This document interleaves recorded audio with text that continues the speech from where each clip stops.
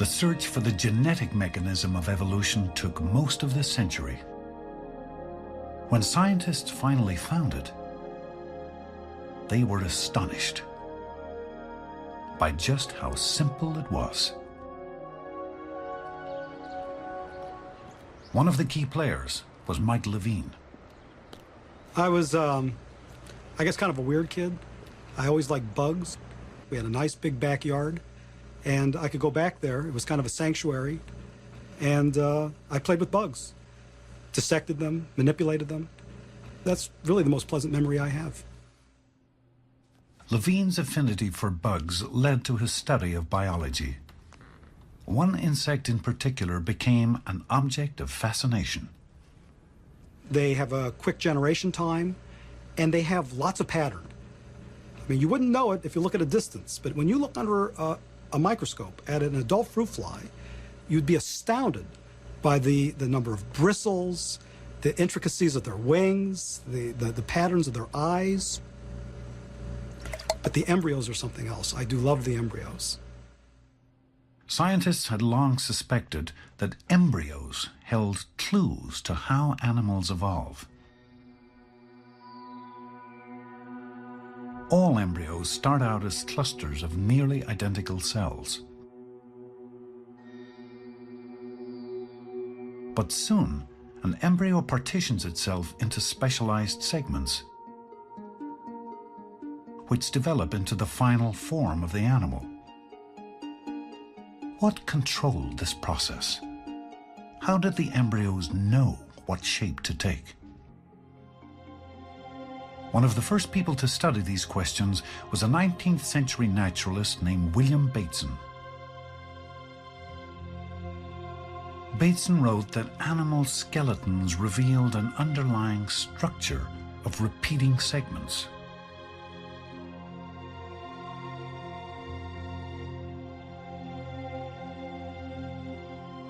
He also observed that animals occasionally developed with some segments in the wrong places. Insects with legs in the wrong place, crabs where a claw was transformed into a leg, pythons with extra ribs, or frogs with extra cervical vertebrae, and all these sorts of things. To Bateson, these developmental errors meant that the underlying blueprint for the animal was being disrupted. He had no idea how it happened, but he suspected that these random changes might provide the fuel for evolution. By the 1940s, scientists working with fruit flies had learned how to cause disruptions in the developmental blueprint by dousing growing embryos with radiation and poison.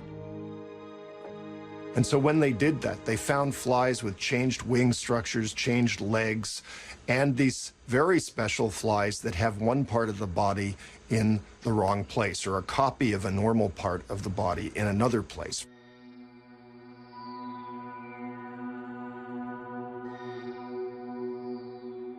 The scientists had triggered the changes by damaging the fly's DNA.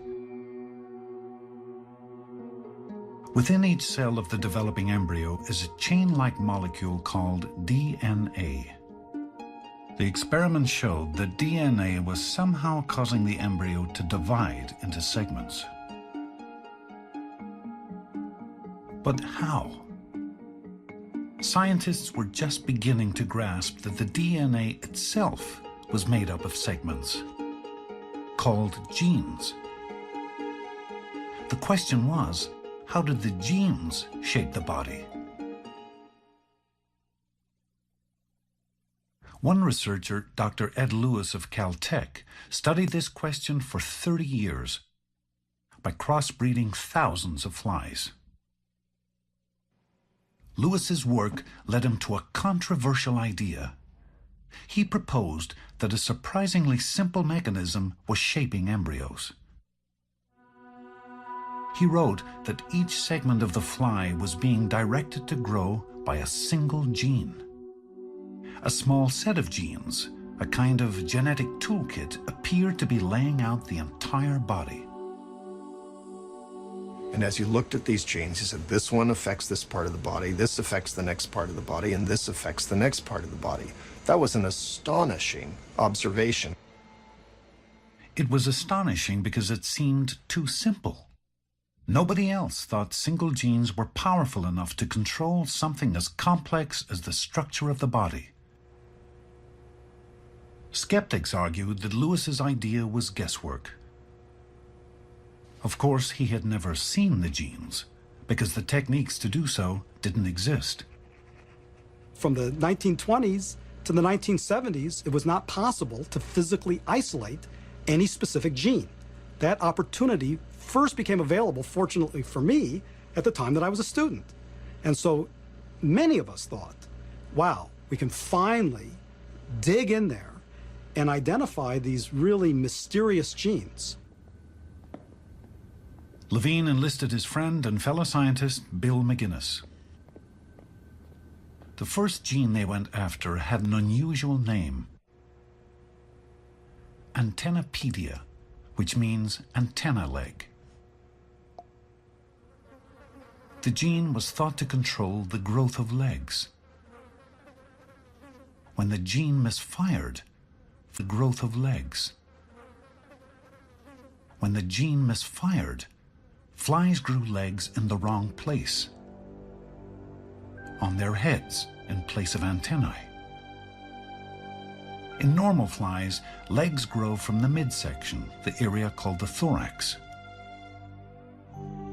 So Levine and McGinnis decided to hunt for the gene in the thorax of a normal embryo. The expectation is that Antennapedia would be active, expressed in the thorax, the developing thorax of the embryo. But who knew?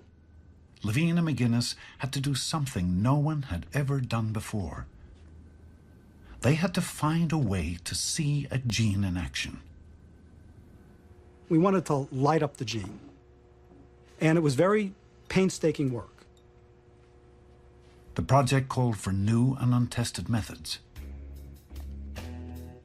At first, it didn't work very well, and there were a number of technical problems to solve. The team had to find a delicate balance of radioactive probes and toxic enzymes. Too much of either would destroy the embryos. The process was not very gratifying on a day-by-day basis. Unbelievably tedious. It took months of trial and error.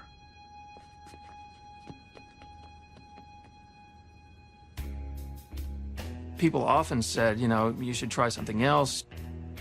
You know, this is too long shot. You know, you're just wasting your time. But we kept going. Finally, late one night, all the work paid off.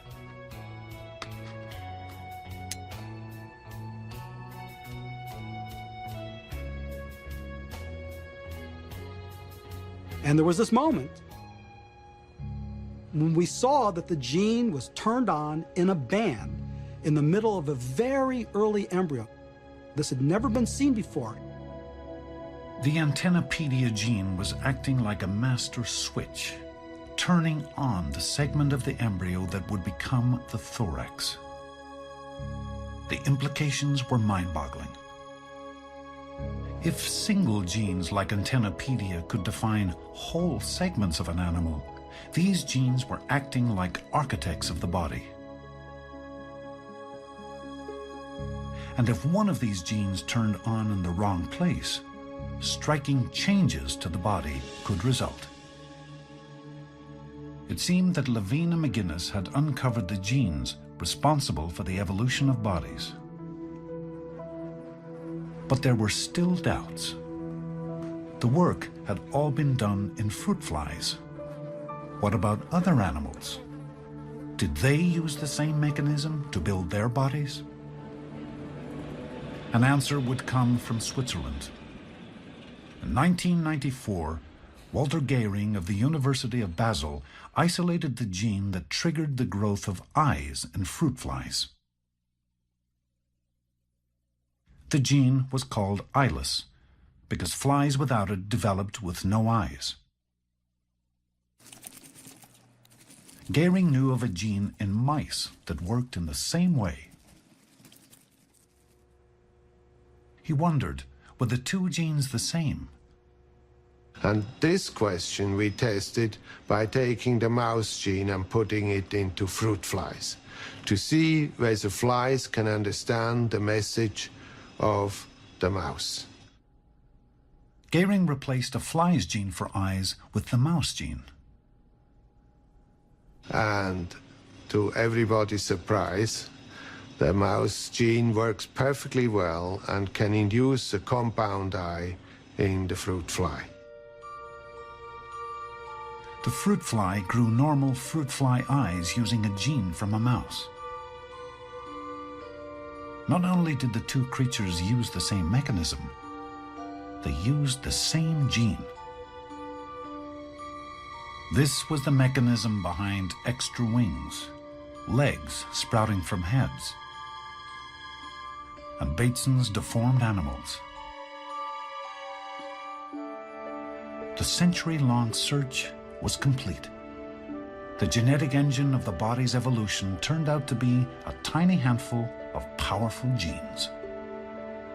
So what this means is in some ways, some sense, evolution is a simpler process than we first thought.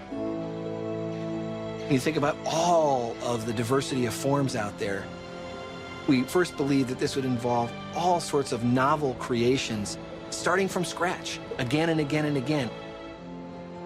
We now understand that no, that evolution works with packets of information and uses them in new and different ways and new and different combinations without necessarily having to invent anything fundamentally new, but new combinations.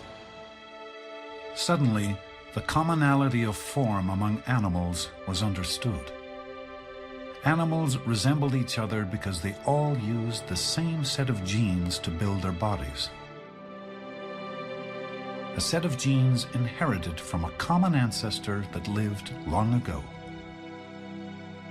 And what we see now among all the animals are just variations on a body plan that existed 500 million years ago. And there's only one inescapable conclusion you can draw from that, which is if all of these branches have these genes, then you have to go to the base of that, which is the last common ancestor of all animals, and you deduce it must have had these genes.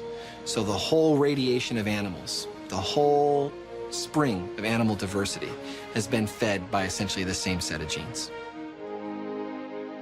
Ed Lewis shared the Nobel Prize in 1995 for the discovery of the universal set of genes that builds the bodies of animals.